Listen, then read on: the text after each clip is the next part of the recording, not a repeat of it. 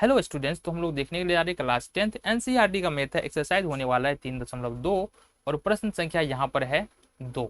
और प्रश्न संख्या 2 में क्या कह रहा है, यहाँ पर एक्सरसाइज है 3.2 और क्वेश्चन नंबर भी हमारा है 2। क्या कह रहा है और जरा हम बात करें।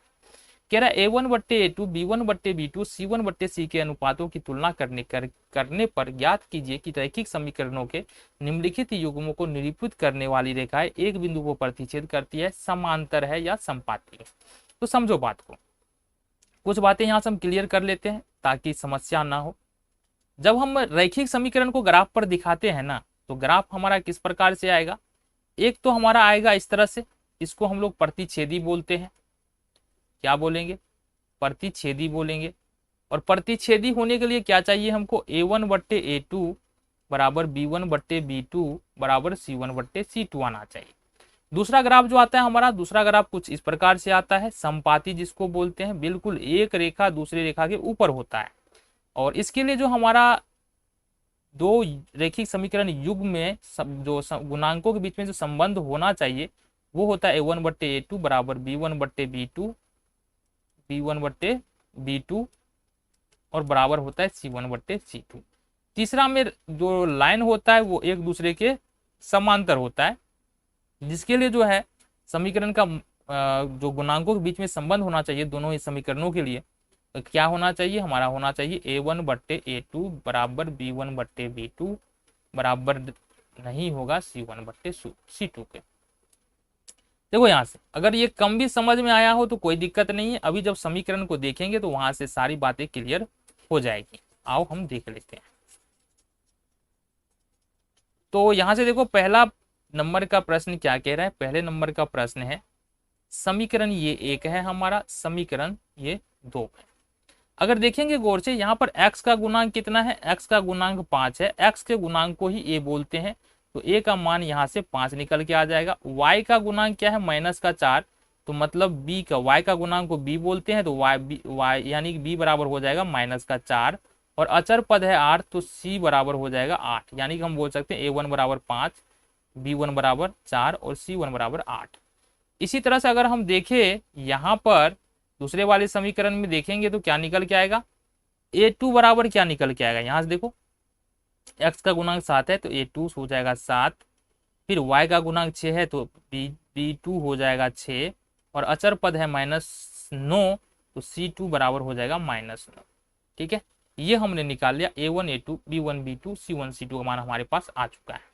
अब क्या करना है, अब अगर हम निकालते हैं A1/A2 तो ये कितना निकल के आता है। देखो A1 का मान 5 है और A2 का मान कितना है, 7 है, 5/7 निकला जी। फिर हम अगर निकालते हैं B1/B2 तो B1 का मान माइनस का कितना है, 4 है। देखो यहाँ से B1 का मान -4 और B2 का मान है 6, तो -4/6। इसको अगर काटे भी तो 2 दूनी 4 और 3 दूना 6। मतलब क्लियर है कि A1 A2 B1 B2 के बराबर नहीं है। 5/7 है और -2/3 है, तो दोनों बराबर नहीं है। ठीक है, चूंकि A1/A2 बराबर नहीं है B1/B2 के, तो ये जो समीकरण है हमारा, है ना, इसका जो हल होगा वो प्रतिच्छेदी होगा, यानी कि ग्राफ जो आएगा वो इस तरह से आएगा। समझ में आ गया। चलो जी दूसरा प्रश्न देख ले। दूसरा प्रश्न क्या है हमारा, दूसरा प्रश्न है यहाँ पर देखो 9x + 3y + 12 दिया हुआ है। यहाँ से अगर A1 का मान देखेंगे तो A1 क्या होता है, x का गुणांक, तो A1 का मान यहाँ से निकल के आ जाएगा 9। इसी तरह से y का गुणांक देखेंगे 3 है, तो यानी कि B1 बराबर निकल के आएगा 3, और C1 यानी कि अचर पद है हमारे पास +12। इसी तरह से देखेंगे A2 का मान यानी x का गुणांक दूसरे समीकरण में है 18, तो A2 बराबर हो जाएगा 18।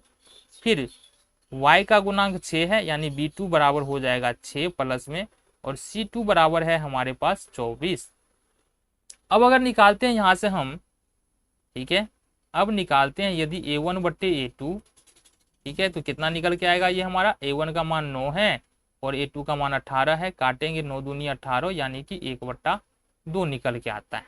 फिर अगर निकालते हैं B1/B2 तो B1 का मान कितना है, यहाँ पर 3 है, और B2 का मान कितना है, 6 है, यानी कि ये हुआ 3 दूनी 6, ये हो जाएगा 1/2। फिर तीसरा मान निकालते हैं C1/C2, तो ये C1 का मान कितना है 12 है और C2 का मान कितना है 24 है, तो 12 दूनी 24, ये भी होगा 1/2। अब यहाँ पर देखो A1/A2 का मान भी 1/2 है, B1/B2 का मान भी 1/2 है और C1/C2 का मान भी 1/2 है। यहाँ इसलिए लिख सकते हैं यहाँ A1/A2 बराबर B1/B2 बराबर C1/C2 है। इसलिए इस समीकरण के का जो ग्राफ ये हल होगा वो क्या होगा, समपाती होगा। क्या हो जाएगा, समपाती होगा। मतलब एक रेखा अगर ग्राफ खींचेंगे, एक रेखा दूसरे रेखा के ऊपर आ जाएगा। ठीक है, ये दूसरे नंबर का प्रश्न है। तीसरा नंबर देखो क्या कह रहा है। तीसरे नंबर का प्रश्न क्या है, देखो यहाँ से तीसरे नंबर का प्रश्न कह रहा है, यहाँ से देखेंगे, ये तो लिखने की जरूरत ना है जी। चलो, तो तीसरे नंबर के प्रश्न में देखेंगे, यहाँ से x का गुणांक 6 है, तो यहाँ से A1 का मान कितना निकल के आ जाएगा 6। y का गुणांक 3 है, तो यहाँ से y यानी B1 का मान निकल के आ जाएगा -3, और अचर पद प्लस का 10 है, तो C1 बराबर हो जाएगा 10। इसी तरह से यहाँ पर देखेंगे दूसरे समीकरण में x का मान यहाँ पर यानी x का गुणांक 2 है, तो A1 बराबर हो जाएगा हमारे पास 2। फिर यहाँ से B1 देखेंगे, y का गुणांक कुछ नहीं है मतलब -1 होगा, और यहाँ से C1 बराबर हो जाएगा 9। अब यदि यहाँ से निकालो A1/A2, ठीक है, तो ये निकल के आएगा हमारे पास 6/2, ये हो जाएगा 2 तिया 6, ये निकल के आ जाएगा 3। ठीक है, फिर निकालते हैं B1/B2, ये कितना आएगा, कितना आ जाएगा B1/B2, तो B1 का मान कितना है, यहाँ देखो B1 का मान है -3 और B2 का मान है -1, ये माइनस से माइनस कैंसिल, ये भी निकल के आ जाएगा 3। अब अगर C1/C2 का मान निकाले तो क्या निकलेगा, C1/C2, तो C1 का मान है 10 और C2 का मान निकल के आ रहा है 9, 10/9। यहाँ पर क्या देखने के लिए मिल रहा है, यहाँ क्या रिलेशन आ रहा है, A1/A2 बराबर है B1/B2 के। यहाँ से देखो A1/A2 दोनों का मान कितना आ रहा है 3 और 3 आ रहा है, मतलब बराबर है, और ये बराबर नहीं है C1/C2 के।